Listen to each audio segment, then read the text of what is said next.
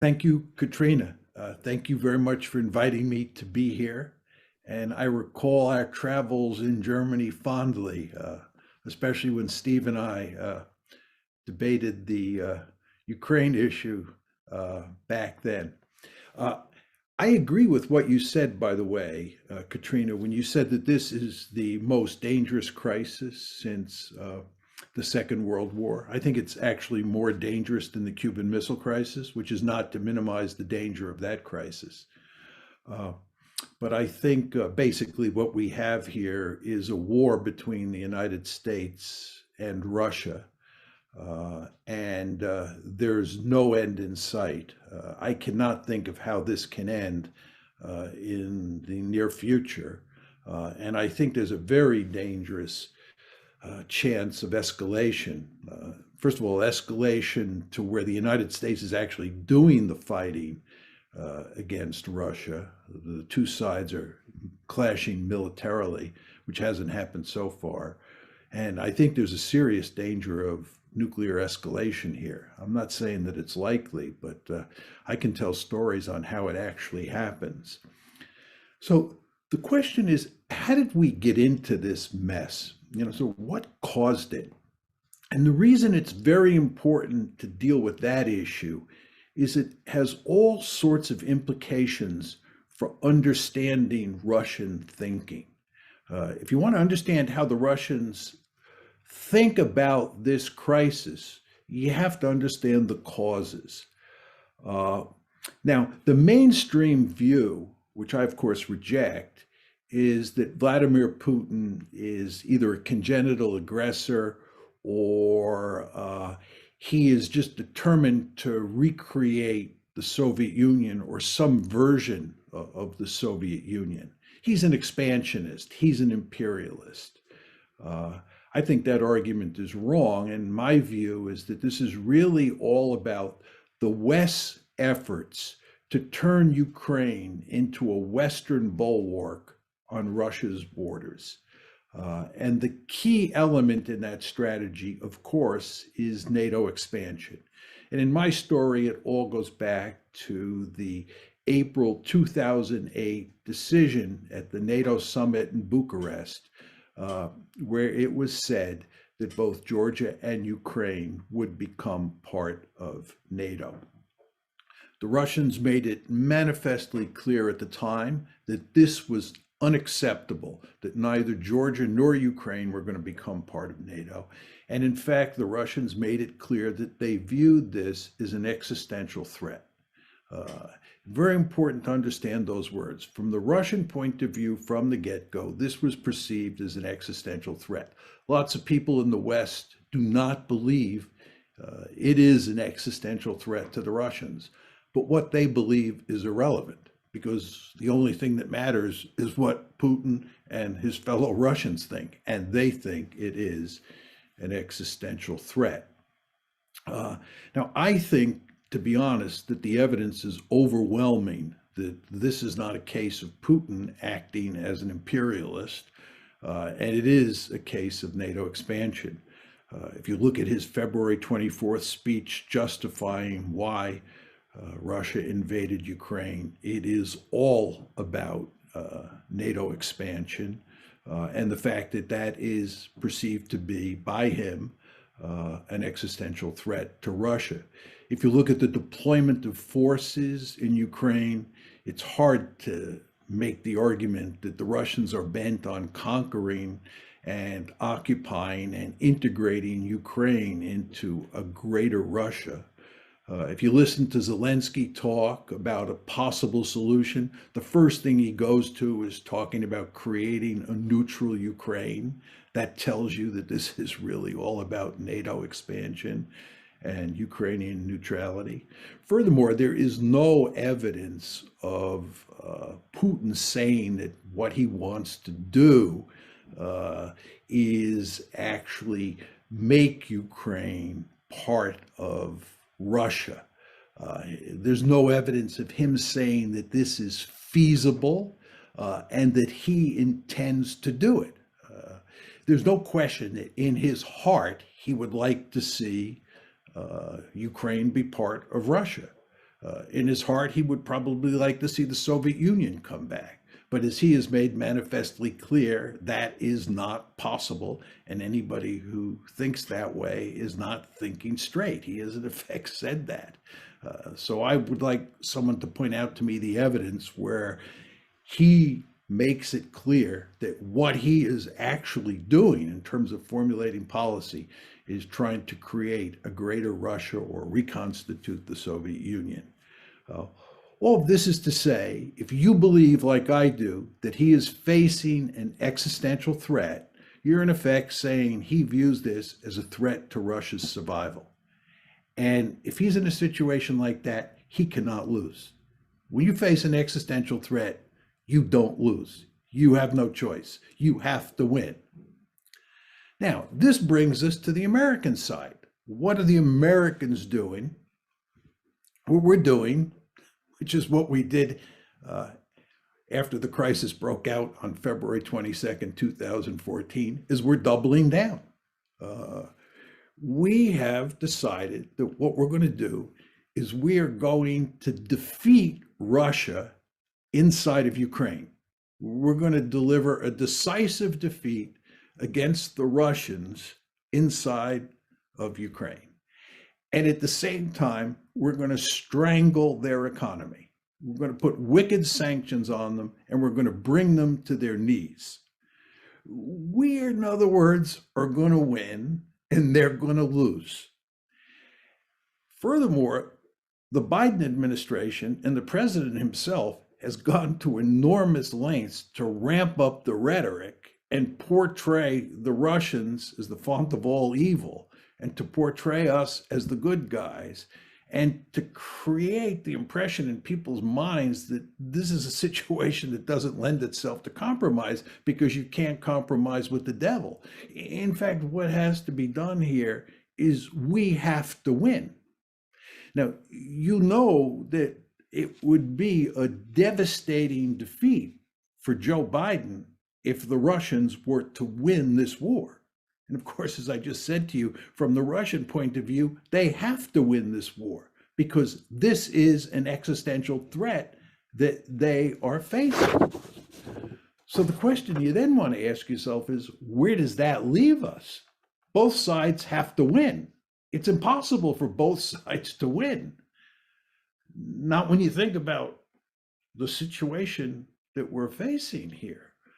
So how do we get a negotiated settlement? I just don't see it happening. I don't see the Russians giving any meaningful ground, and I certainly don't see the Americans giving any meaningful ground. So what is likely to happen? There's now talk on our side, and even on the Russian side, that this war is going to go on for years. In other words, we're going to have a war between the United States and Russia that goes on for years. Now, I understand that we are not involved in the fighting at this point, but we're about as close as you can get to being involved. And then you start saying to yourself, is it not possible that we will get dragged into this one? There's a huge amount of political pressure on the Biden administration for us, to implement the no-fly zone, to actually go in for humanitarian purposes to Ukraine, and so forth and so on. So far, Biden has been able to resist that pressure, but will he be able to resist it forever?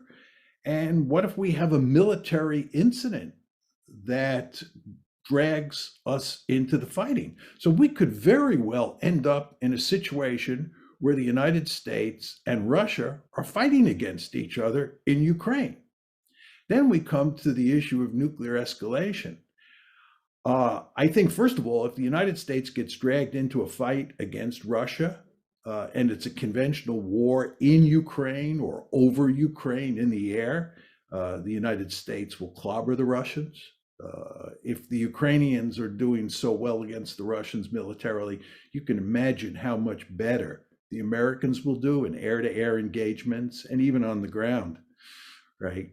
In that situation, don't you think it's possible that that Russia would turn to nuclear weapons?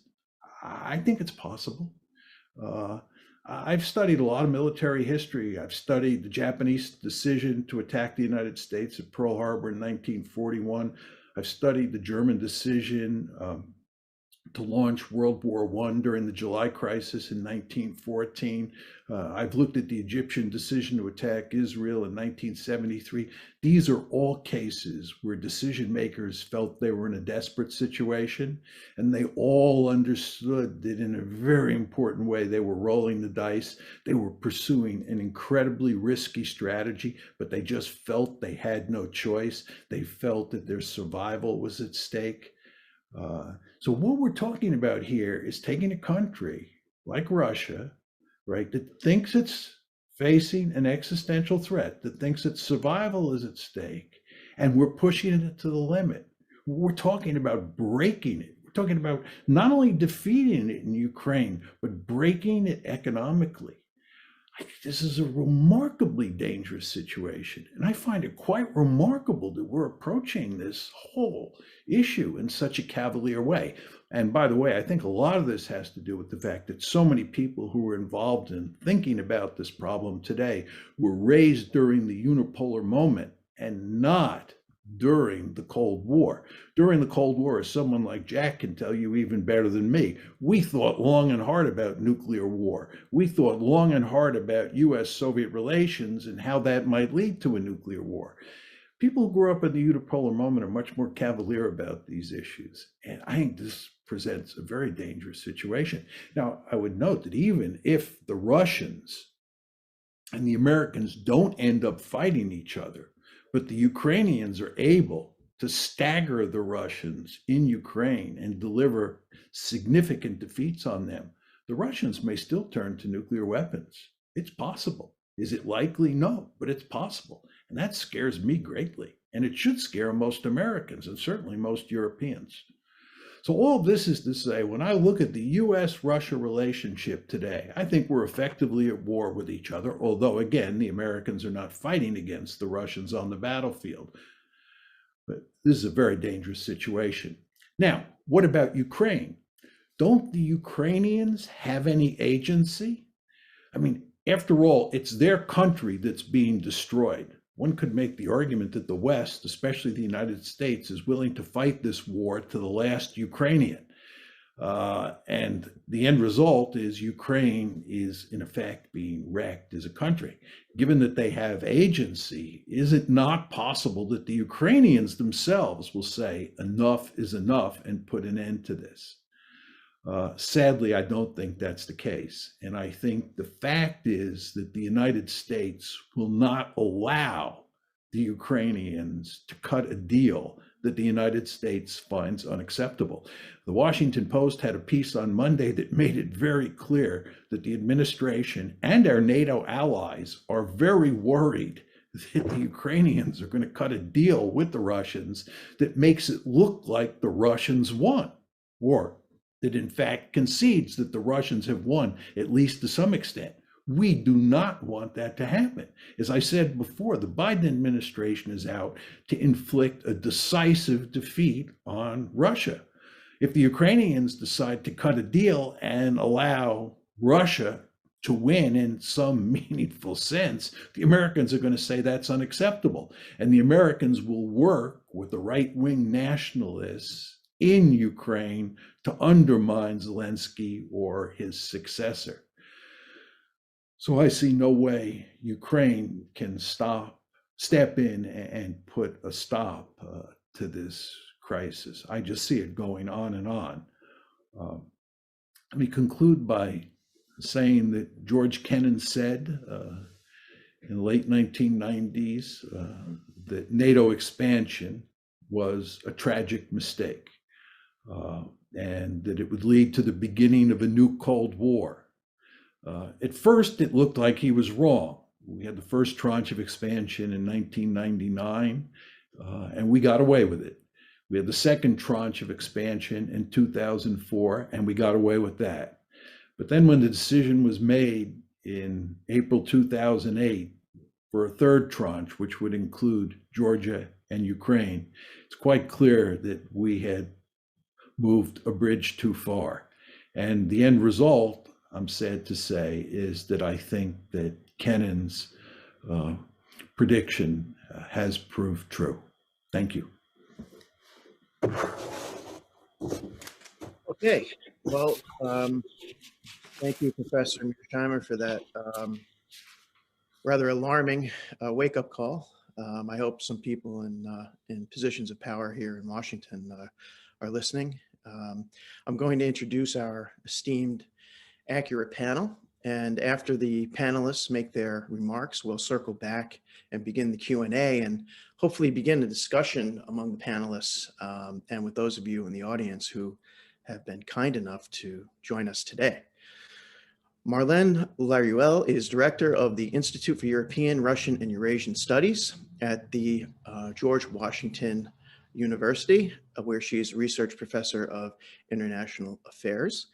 She, like our other panelists, is a prolific writer and lecturer, and she has 2 books out over the past year, Memory, Politics, and the Russian Civil War, and Is Russia Fascist? Unraveling Propaganda East and West. Nikolai and Petro is professor of political science at the University of Rhode Island. His scholarly awards include 2 Fulbrights, one to Russia and one to Ukraine, and numerous other awards. Last year, he was a visiting fellow at the Institute of Advanced Studies at the University of Bologna in Italy. Today at 4:30, streaming live on YouTube, he will be part of a discussion that is discussing the Ukraine crisis as part of the Watson Institute at Brown, and we've posted the details in the chat. So we would urge people to go and check that out. And last but not least, Ambassador Jack Matlock. He served as U.S. Ambassador to the Soviet Union from 1987 to 1991. He was Senior Director for European and Soviet Affairs on President Reagan's NSC staff, and he was Ambassador to Czechoslovakia from 1981 to 1983. He is the author of numerous articles and books, including the superb and ever-relevant Superpower Illusions, How Myths and False Ideologies Led America Astray, and How to Return to Reality. So, Mr. Ambassador, thanks for joining us, and the floor is yours. Well, thanks very much. I think we have heard from Professor Mearsheimer a brilliant analysis of what the situation that we're in, and I agree totally with everything he has described. And I must say that in looking at things today, I cannot be optimistic. And first of all, I think that it has made clear that whatever happens in the future, Ukraine cannot be preserved as a, you might say, a viable and successful state within those borders that it inherited in 1991. And I say inherited because these borders were set actually literally by communists, and they include areas that had not been traditionally part of Ukraine. And the tragedy of Ukraine, one of them has been that as they were struggling, as all the other ex-Soviet states, to throw off the shackles of communism and all the irrationalities of that, they were confronted with a population that was deeply divided. And they were also subjected to a constitution which did not allow federalism, a federal system which would somehow give more local autonomy to different groups. So that you had a seesaw elections where by slightly more than 50%, the presidency would be won by one side or the other, and then that president would name all the equivalent of the state governors, the provincial leaders. That was a recipe for disaster. And because there was no leader coming forward, that really defined you might say, a new sense of Ukrainian statehood, which would be comfortable both to the Ukrainian speakers and the Russian speakers. So Ukraine's problem was internal. Now, as we have gone forward in our policies, I think that, as Professor Mearsheimer made clear, what we have to consider is not our analysis of the way things are, but what the Russian perception is. After all, people act on their perceptions. And the Russian perception is that we have aggressively attempted to detach both Ukraine and Georgia from any substantial influence by Russia. By the way, if another country had done something similar to one of our neighbors, we would have reacted, I believe, perhaps even more forcefully than President Putin has. So I think we have to bear that in mind. There's almost a hysteria today in condemning Russia. As an unprovoked aggressor, yes, Russia has been an unprovoked aggressor, but they had a precedent. What do you think the US attack on Iraq was? A country nearly halfway across the world, which did not threaten us and had not threatened us. We had attacked it, invaded it, cheered for our technology that enabled them. No images of how this affected the people on the ground. You know, I'm ashamed to say that the United States has given President Putin every trick in his playbook. Now, that doesn't make it right, what he has done, but we need to, now this attempt, in effect, to wage a virtually total war against Russia, I think is deeply and deeply misguided. We face so many threats, mutual threats. We're not over the COVID epidemic yet. This fighting and all of the refugees and so on, this almost certainly is going to make it worse. And we have the whole nuclear threat, which Professor Mearsheimer has described very well. And what about the long-term threats of global warming? How are we going to continue to deal with all these flows of refugees, whether they be economic or whatnot? We are simply undermining the real long-term interests of our countries in getting into this sort of fight. And I'd also say those who think we're simply going to choke Russia and bring it down should understand that this is going to have a serious effect on many other people. In my day, when I was in the Soviet Union had to import close to 30 million tons of grain a year just to survive. This was a tremendous liability, and it's one that we were able to use to pressure them in many ways. Right now, both Ukraine and Russia are net and major grain exporters. It tells you what the new system is like and how different it is from the Soviet Union, by the way. And this affects many countries. You start cutting off that trade. And also the trade not only in energy, but also in precious metals and other things which are essential for much of modern technology. You know, I think that we're going to see, if we continue these policies, and it looks as if we're going to, a real pushback by people who are not willing really to take some of the cost to them for these sanctions, because they are there.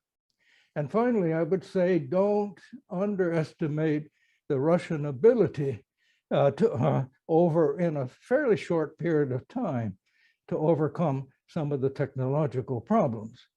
I also think that the use of the dollar as a weapon, which is what we have been doing, is going in the long run to undermine our dominance of the world financial system.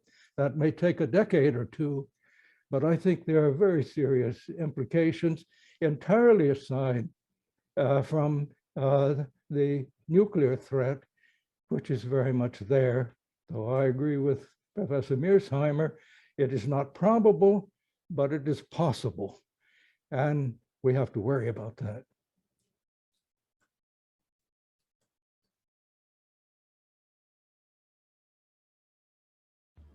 Okay, thank you, Mr. Ambassador. Marlene, you're up. Thank you so much, everybody. Thank you for inviting me. Several points I wanted to make. The first one is that I agree about the shared responsibility of the West in the kind of strategy deadlock and the fact that Russia is seeing NATO expansion as an existential threat. But I would still dissociate the strategic deadlock, which is a shared responsibility, from the decision to do war. And to do that kind of war, a full-scale invasion targeting civilians. And for me, sorry, this is Russia's alone decision. In fact, it's Putin's alone decision taken against, sorry, the will of the majority of the Russian political establishment. So I think there was other ways for Russia to react than the war, and the war is weakening, sorry, Russia's legitimacy on the long run. I have three key points I just wanted to make. The first one is the question of avoidability. The war was avoidable. It was not written in the Putin's regime DNA that they would invade. There was many other ways they wanted to be influential and to keep spheres of influence. And of course, Russia is a former colonial imperial center. It has disdain toward the new post-Soviet societies, but that could have stayed only at the kind of cultural, societal aspect, and that may not have been transformed into a war.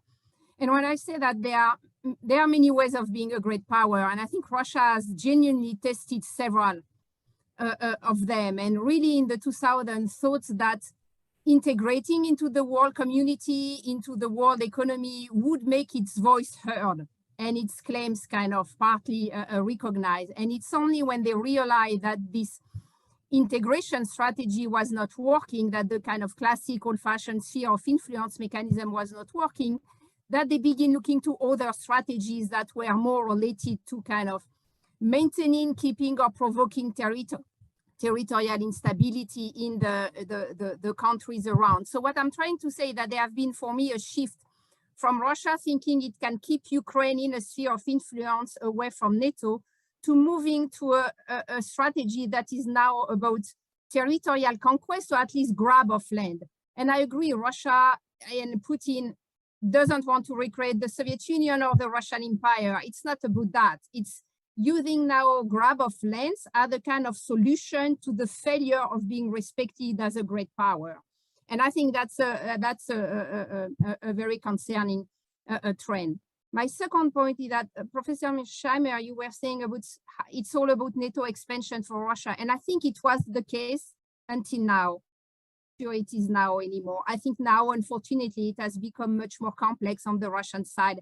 And I think we have to recognize there have been a kind of crescendo, a gradual move in the way Russia is framing the conflict that is of concern.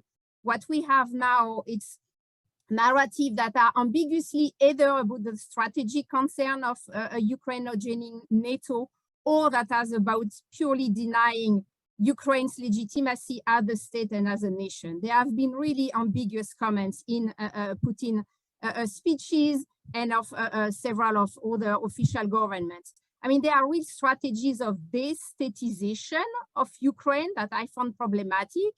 I found there are Russian kind of schizophrenic narrative about Ukrainians need to be told by force that they are a brotherly nation with Russia, and all the narrative about denazification. I mean, Ukraine has a far-right culture.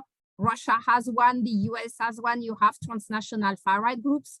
I don't think the way it has been framed by Russia is legitimate. It's really, and you may have seen the RIA Novosti articles a few days ago, it's really calling for mass killing.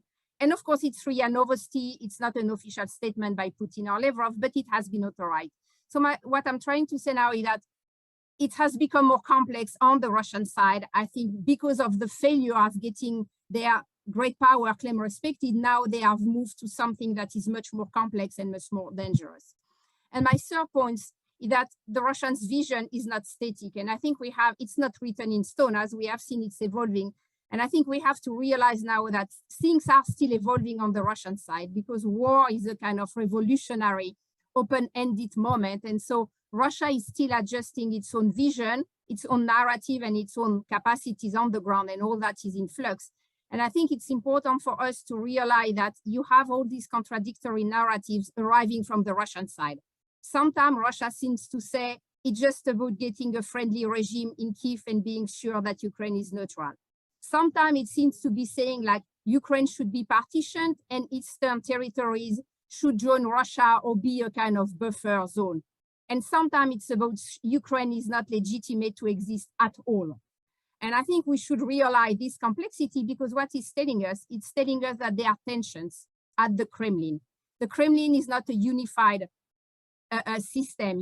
It's an ad hoc construction, and there is a party of war in Russia that is pushing for the radicalization of narrative. That is very unhappy with the diplomatic talks going on now.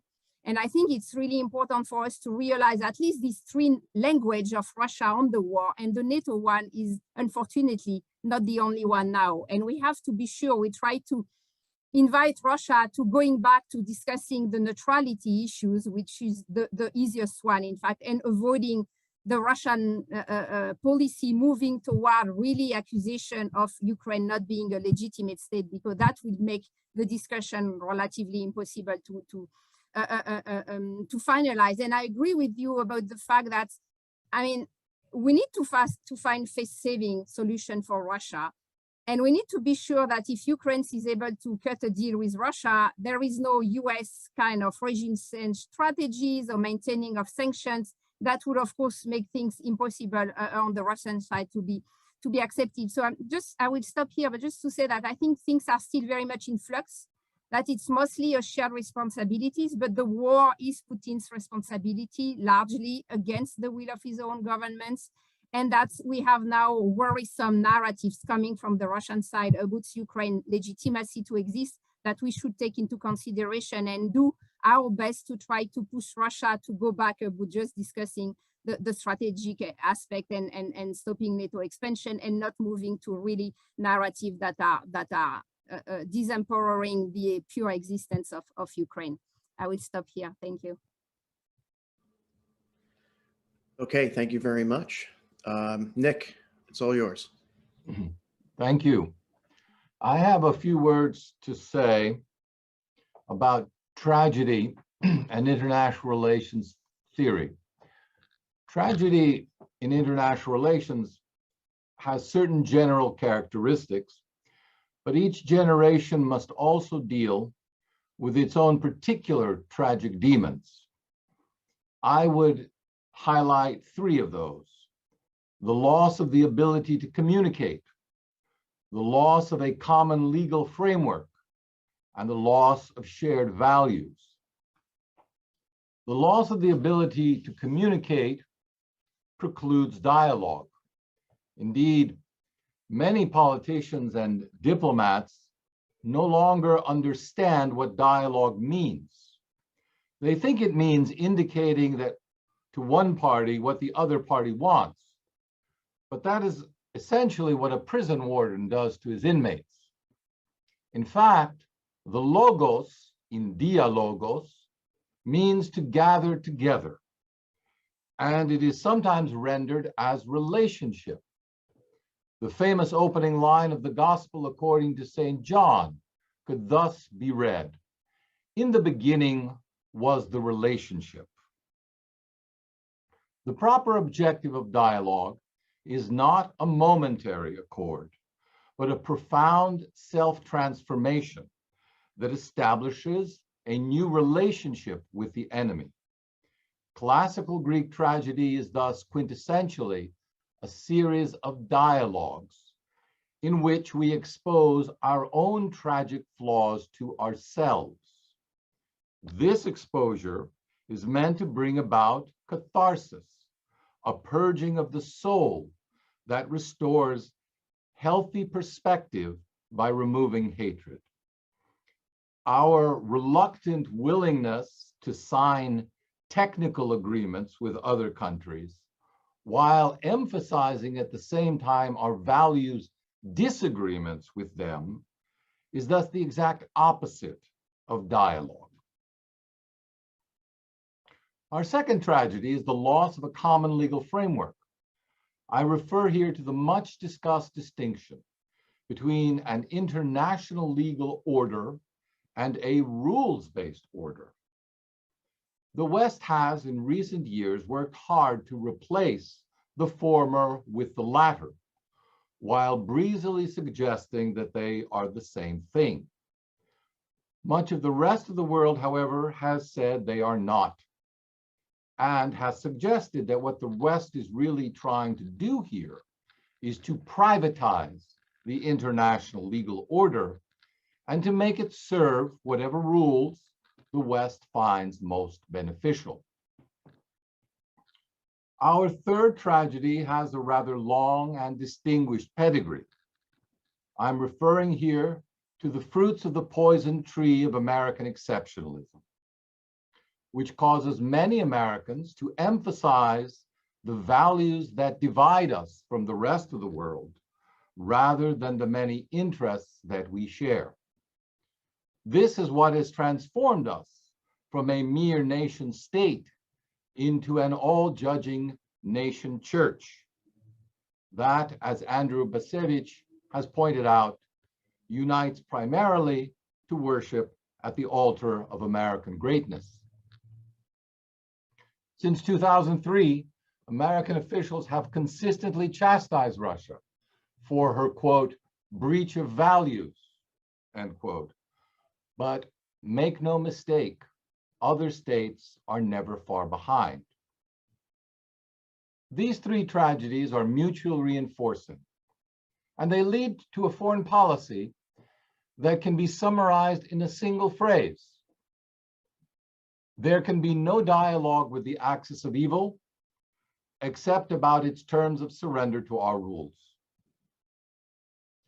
If one were to search for historical analogies, I suspect that the world order that we are headed toward will look a lot like the early 17th century, with its efforts to impose the one true faith during the 30 Years' War. We've been told that Putin is trying to return us to the power politics of the 19th century. My greatest fear is that we may one day look back on that with regret as an offer we should have taken. Thank you.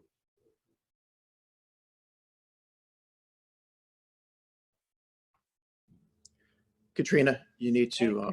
Thank you for all of you for your most sobering, cogent range of analyses of the situation we confront.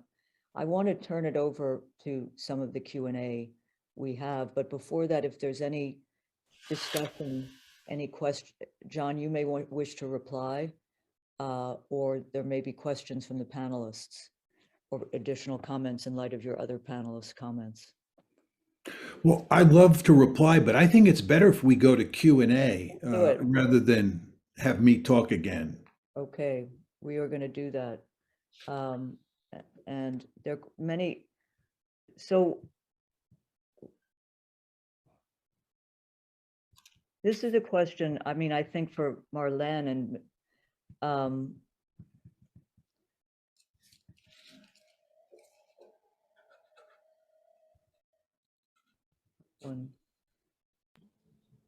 to what extent, Professor Mearsheimer, do you believe the Ukrainian far right stops the government in Kiev from cutting a deal with the Russians?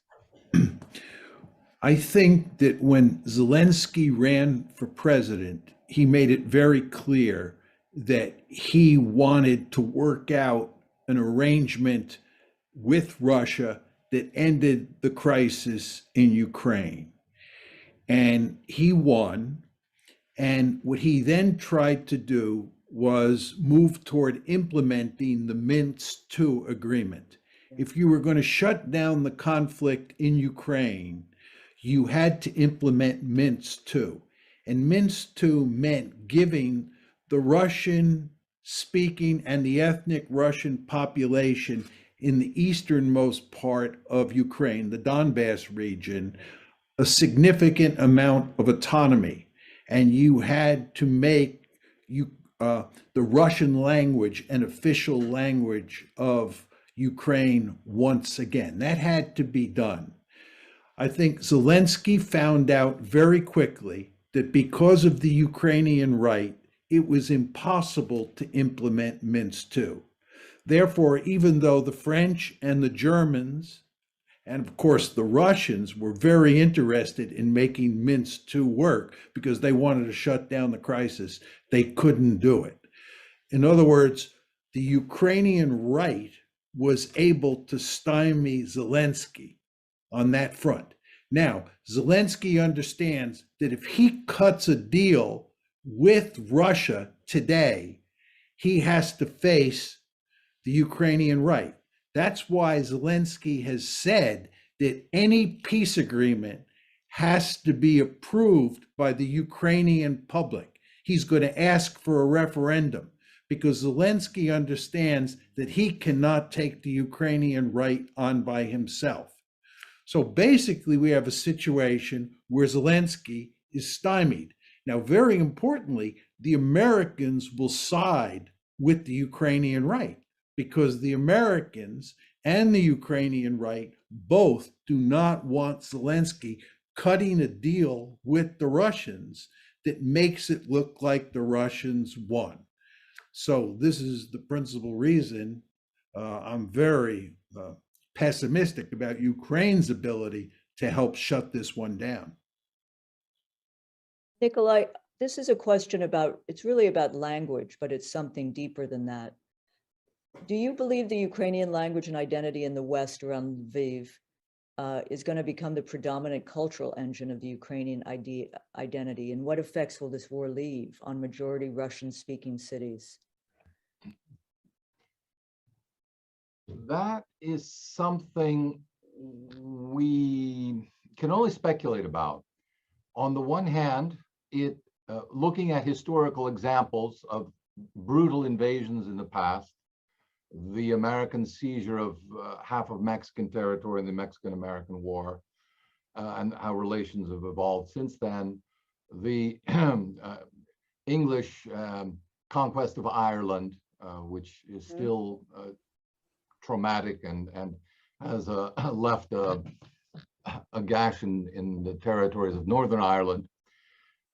We can say that it engenders a period of great hostility, but that over time, you know, there's a monument on the battlefield of Poltava that I visited in Ukraine, and it's in 3 languages, and it says, "Time heals all wounds." And I think in the long run, there's no way to escape the destiny that Ukraine and Russia must share together, because those countries are not going anywhere. And no matter what the current generation thinks and the next generation thinks, that is absolutely no predictor of several generations down the road. Could I add something, Katrina, Please. on that?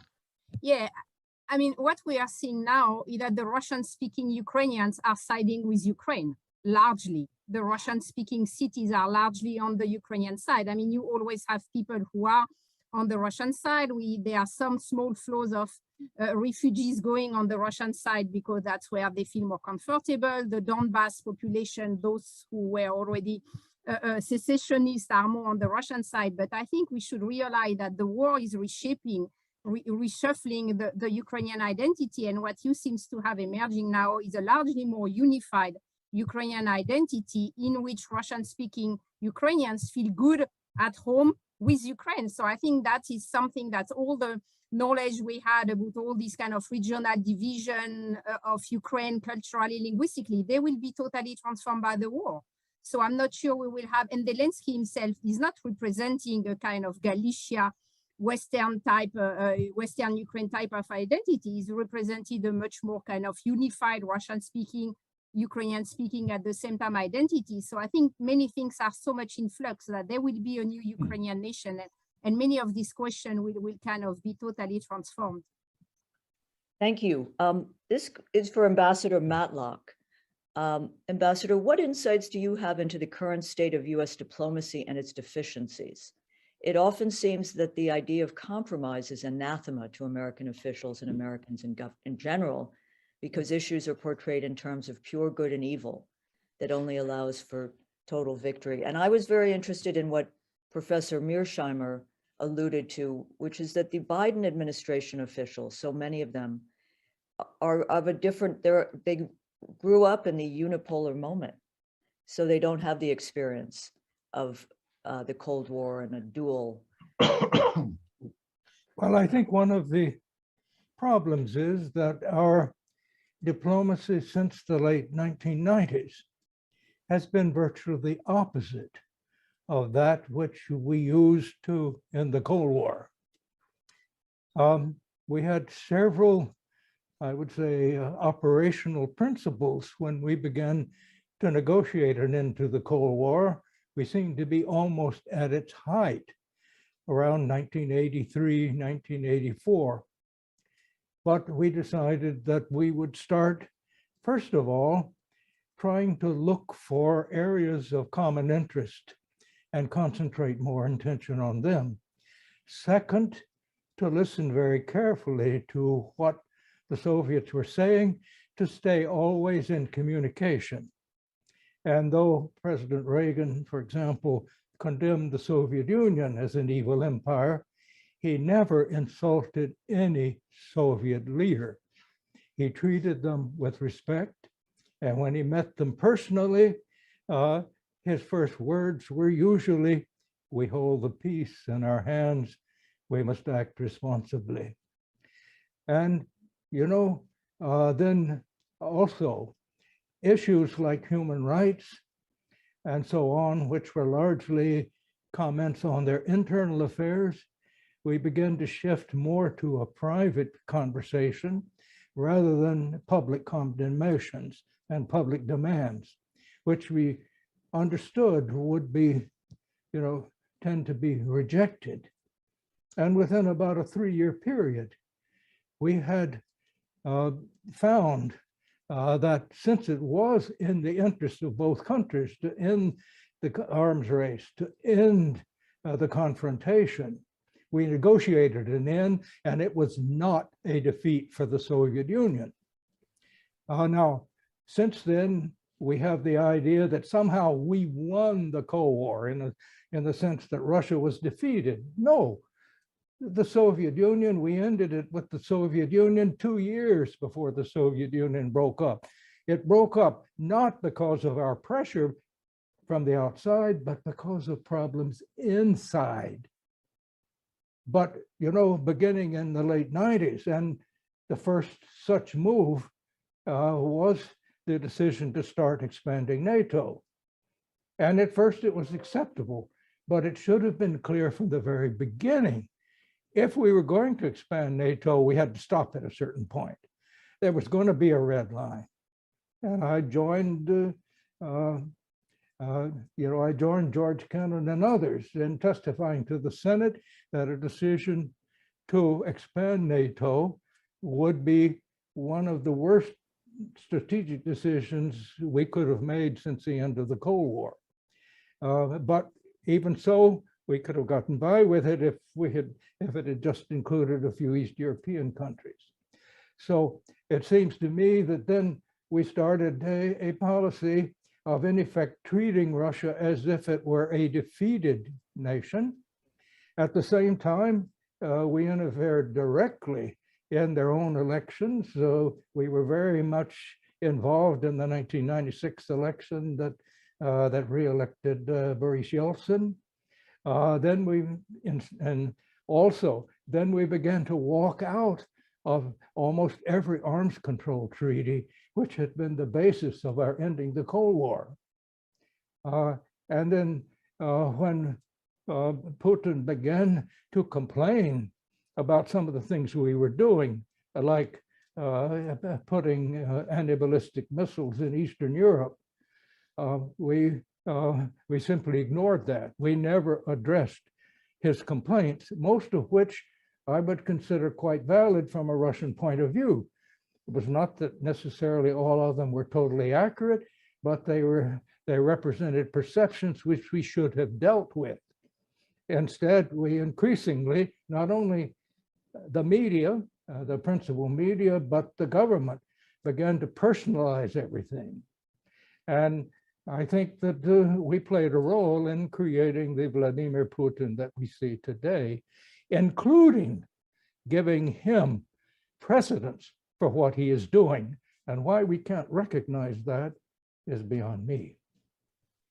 Thank you, Ambassador Matlock. There are a set of questions here. I'm just gonna, this one might be for Marlene. Is Putin getting true and accurate information from his inner circle concerning the results in the war on the battlefield? This is about Putin's inner circle. I might ask you, Marlene, you know, there is an assessment that Putin is unhinged, talking about Ambassador Matlock's personalization of the situation, but I think people would be interested in a brief sense of the circles inside Moscow, the war party, but also the roots that inform Putin's thinking at this stage, based on the speech he gave a few weeks ago. Yeah, it seems so. All the information we have is telling us that Putin was largely misinformed. He's still reading kind of old-fashioned reports given to him by security services, and it seems they were painting an image that the war would be easy to win in Ukraine, that Ukrainians will be receiving Russia as liberator, that Kyiv would fall very rapidly, that Zelensky would flee, that the Ukrainian army wouldn't resist, that the Russian army would make it very easily. So I think that was there was a real kind of a strategic mistake done on the Russian side is in getting the accurate information, probably because it's difficult to approach Putin. We know he has been very isolated during the pandemics, and people wanted all these people around him wanted to give him the most positive vision, and that probably conducted to that decision. And now we can see, so we know that some services of the FSB have been kind of fired or cleaned up after the mistakes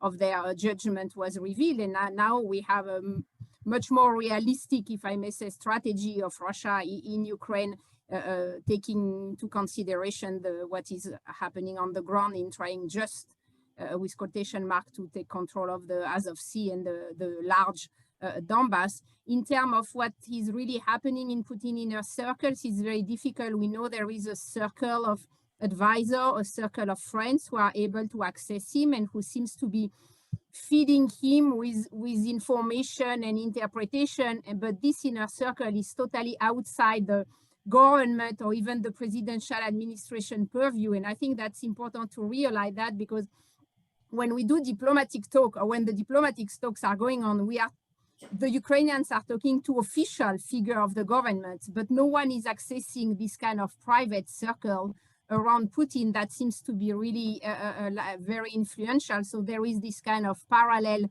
two states, the official one and the informal one, and we cannot access the informal one in trying to cut a deal. And I think that's part of the problem on the way we try to interpret what is happening on the Russian side. And then, as I was saying, there is a party of war that we can have some element of identification. We see some kind of tip of the iceberg. And I was mentioning these RIA Novosti articles a few days ago, really calling for mass killing in Ukraine, that I think is telling us that there are some patrons inside the system that push for this kind of radical solution. And we also know that many members of the government are against the war. I mean, now they have to be consolidating around the leader, but we're surprised and shocked by the decision. So I think we have to realize that there is no unity at the Kremlin. It's a complex entity, a complex black box with many different level and groups, and we want to try to speak to the more kind of rational one, the one that consider that strategic issues should be the key. Yeah, of course. And obviously our behavior influences in war parties around the world. It's not helping, of course. We have a war party here also. Nick, you wanted to say something, and then I was thinking I would go to Professor Mearsheimer to say a few words in response to some of the questions and comments from participants. Nick, sir. Yes, in partial response to the question that was asked about the possibility of Eastern Ukraine, what I call Russophile Ukraine, being transformed into a more Ukrainian, pro-Ukrainian community. Yes, as I said, that's something that is inevitable in the short run.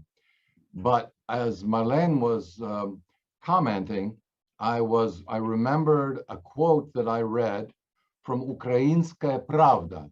So this is March 24th of this year by Mikhail Dubinyansky, who is a very well-known commentator.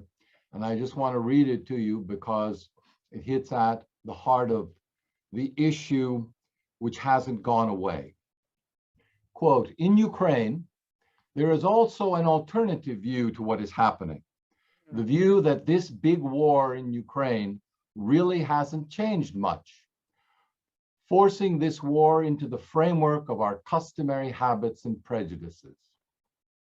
From this perspective, February 24th, 2022 looks not so much like a magical gateway into a new world, but more like a broken doorway through which to drag all the baggage of the recent past, all the old fixations, insults, and recriminations that defined Ukraine's public agenda before this full-scale invasion. It took but a moment for the front lines to stabilize before this traditional internal hate reemerged, end quote. Thank you. Powerful. Thank you.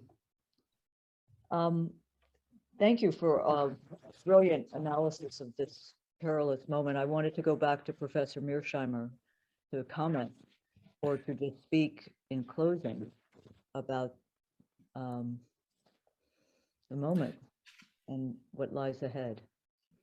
Thank you, Katrina. I mainly wanted to respond to three sets of points that Marlena made. First of all, you talked about Putin targeting civilians or the Russians targeting civilians. It's obviously very hard to tell exactly what's happened here, but with that caveat in mind, you want to remember that the Americans have been pushing to arm civilians in Ukraine and to tell those civilians to fight against the Russians. So by definition, in lots of the firefights that have taken place and will take place, Russians are going to be fighting against civilians because those civilians are fighting against the Russians. So just remember, this is a very complicated business. Second point has to do with Putin's thinking and also your comments about the narratives that are taking place inside Russia. The fact is, we have no idea who Putin is talking to. And we really have no idea exactly what he's thinking these days. There's just no way we could know that. And it is, you used the term black box. It's kind of a black box. We can look at what he said on February 24th or February 21st and so forth and so on, but who knows for sure what he's thinking. When it comes to narratives, I've spent a lot of time thinking about how public discourse matches up with decision-making in a crisis. If you go to a decision like the Cuban Missile Crisis or the German decision to invade France in 1940, basically you have a handful of policymakers in the room who are making the decision to do something. And what they think is what matters. And the narratives that are swirling around in the broader public really don't matter. So I understand that if you look at the narratives in Russia today, you can find all sorts of evidence of people talking about doing X or doing Y or doing Z in Ukraine. But in the end, what really matters is what Putin and his close advisors are thinking and why exactly they decided on February 24th to invade Ukraine. And we really don't have good information to analyze that situation at this point in time. My final set of comments, excuse me, have to do with your point about Russian interest in grabbing territory in Ukraine. I actually think the Russians had zero interest in grabbing territory in Ukraine, and that includes Eastern Ukraine. The main reason that the Russians wanted to implement the Minsk II Accords and wanted to work with Zelensky to do that is they wanted to shut down the problem in Eastern Ukraine. They did not want to conquer the Donbass. Furthermore, when things really began to get bad in mid-February, they recognized those territories in the Donbass as independent states. They didn't move to make them part of Russia as they had done with Ukraine. And with regard to the future, it's not at all clear that Russia will move to take those parts of Eastern Ukraine that it's conquered and integrate them into a greater Russia. I wouldn't be surprised if they created an independent state, simply because it's probably more trouble than it's worth to conquer that territory. So I don't think the Russians, contrary to the conventional wisdom in the United States, have really had any interest in conquering Ukraine. Because, as I said many years ago in the 2014 essay in Foreign Affairs that Katrina referenced in her introduction, for Russia, conquering Ukraine would be like swallowing a porcupine. Thank you.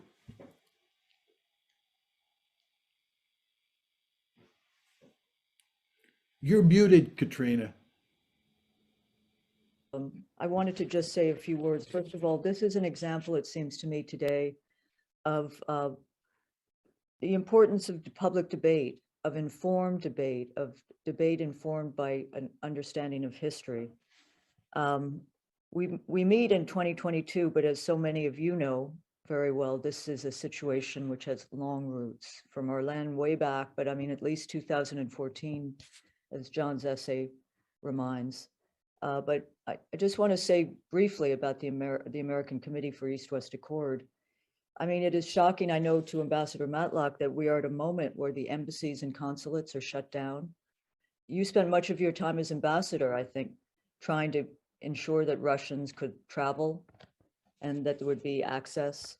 But from nuclear nonproliferation to economics to energy, these have been heedlessly, dangerously discarded as projects of cooperation.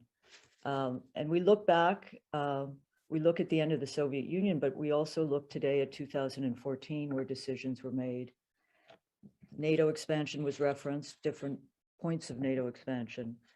But I think I conclude with, I don't think there's ever been an absence of American discourse, democratic discourse as such a fateful, with the ability to continue this discourse in the, you know, the face of what Professor Mearsheimer rightly referenced, a frenzy of, you know, there is barbarity, but there's also an understanding that there's a need to end it. And if we're going to end it, there has to be some sense of history. So I just want to thank you all for participating in this civil debate. And there's more to be done. And I hope we will continue more of these.